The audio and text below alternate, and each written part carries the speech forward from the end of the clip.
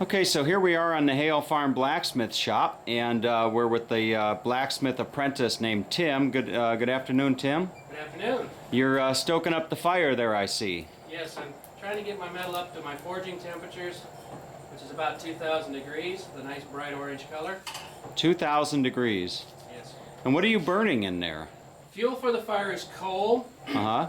But what actually does the work for us is a byproduct called coke. Coke.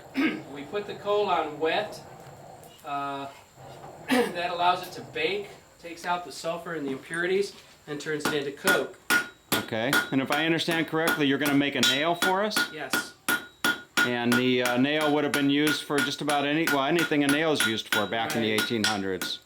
Right. A roof or a carriage or anything, really.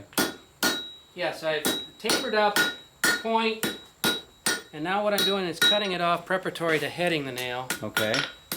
Okay? And you said it takes about a minute to make a nail. About that, yeah. But you've seen people that can make a nail in about 40 seconds. I know that the smith at Williamsburg can do it in about 40 seconds. Okay. And on a farm like this, is Hale Farm, was it a big farm back in its day? It was a standard farm. Would they have had their own blacksmith No, here? they would not have had their own smith. This building was moved onto the property in 1960. They were doing some restoration work, and they decided to turn it into a smithy at that time, so that the people could watch how the processes were done.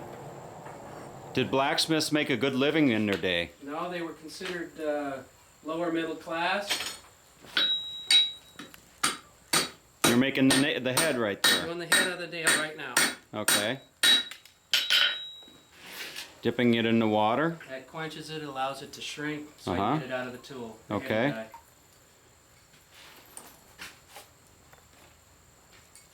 And now you're going to put it on the... oh, it's done. It's done.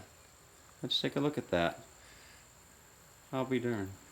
That's a nice looking nail there. Thank you.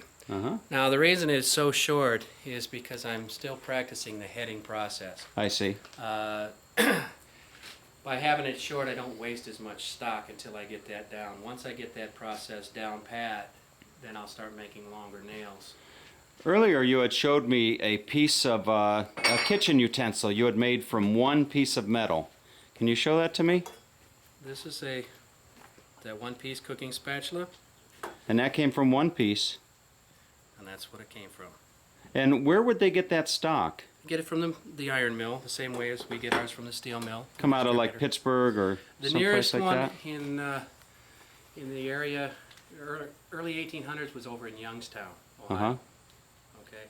The mid to late 1800s, coal and iron ore were discovered over in Talmadge, and the first mill was put up about where the Chapel Hill Mall is today, along Route 8. Uh-huh. Well, fantastic. Well, thanks for your time today. Sure. Really appreciate it, and we'll let you get on with your work. Thank you. Have a great afternoon. You too.